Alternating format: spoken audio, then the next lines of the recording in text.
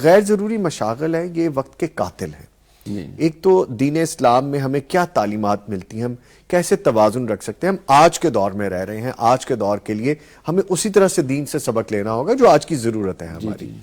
نبی کریم صلی اللہ علیہ وسلم نے فرمایا، سیدنا عبداللہ بن عباس رضی اللہ تعالیٰ عنہ بیان کرتے ہیں کہ آپ نے فرمایا اغتنم خمسن قبل خمس، کہ 5 چیزوں سے پہلے 5 چیزوں کو تم غنیمت سمجھو۔ ان میں سے شبابہ کا قبل حرامی کا، اپنی جوانی کو غنیمت سمجھو اپنے بڑھاپے سے پہلے۔ صحتا کا قبل سقامی کا، اپنی صحت کو اپنی بیماری سے پہلے تم غنیمت سمجھو۔ غنا کا قبل فقری کا، اپنی خوشحالی کو فقیری سے پہلے، غربت سے پہلے تم غنیمت سمجھو۔ اور فراغہ کا قبل شغلی کا، اپنی فارغ اوقات کو مصروفیت سے پہلے غنیمت سمجھو۔ وحیاتہ کا قبل موتی کا، اور اپنی زندگی کو موت سے پہلے غنیمت سمجھو۔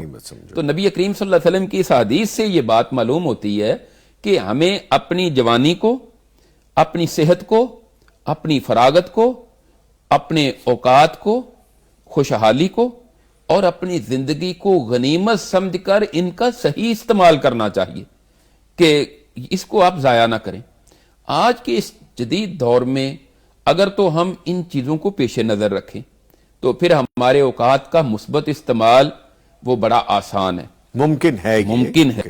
یہی چیزیں موبائل، لیپ ٹاپ وغیرہ اور سوشل میڈیا یہ ہمارے اگر مثبت استعمال ہوں، جس طرح کہ یہ پیغام ٹی وی ایک مثبت استعمال ہو رہا ہے، یہ میڈیا ہماری اپنی مثال اس وقت کی موجود ہے۔ اب ہم یہاں بیان کر رہے ہیں تو یہ ہمارا بیٹھنا اور بیان کرنا یہ عبادت ہے، اور جو دیکھ رہا ہے، جو ہمارے ناظرین اس وقت سن رہے ہیں ہمیں، وہ بھی عبادت کی حالت میں، ان کو بھی ثواب مل رہا ہے۔ یہ میڈیا کا استعمال ہو رہا ہے۔ بالکل۔ تو میڈیا کا مثبت استعمال جو ہے وہ آپ کے لیے عبادت بن سکتا ہے۔ آپ واٹس ایپ کرتے ہیں کسی کو، قرآن کریم کی آیت، قرآن کریم کا ترجمہ، قرآن کریم کی تفسیر کرتے بھیج دیتے ہیں۔ آپ فیس بک پہ، آپ انسٹا پہ یا کوئی بھی آپ ایپ یوز کرتے ہیں، اگر آپ کا مقصد مثبت ہے تو یقیناً وہ آپ کا ٹائم ضائع نہیں ہو رہا۔ اور اگر ہم اس کو بے جا استعمال کر رہے ہیں، فضولیات، میسیجز ہو رہے ہیں، کمنٹس ہو رہے ہیں، مقصد کیا ہے؟ کچھ بھی نہیں۔ تصاویر شیئر کی جا رہی ہیں شادیوں کی، مقصد کیا ہے؟ کچھ بھی نہیں۔ ایک دوسرے پر تنقید ہو رہی ہے۔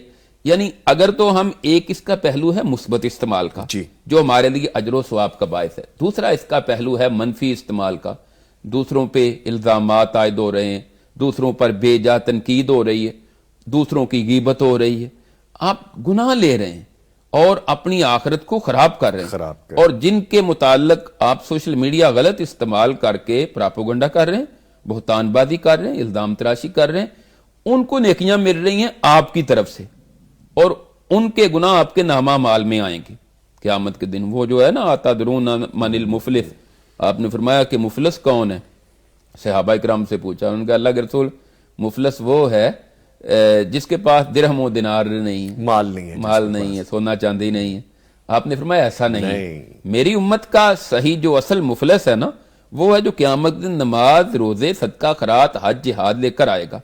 دوسری طرف لوگ آئیں گے، کہیں گے یا اللہ اس نے مجھے گالیاں دی تھی، اس نے میری غیبت کی تھی، اس نے مجھے مارا تھا، اس نے مجھ پر الزام تراشی کی تھی، اس کی نیکیاں ان میں تقسیم کر دی جائیں گی، ان کے گناہ اس کے نامہ مال میں ڈالے جائیں گے۔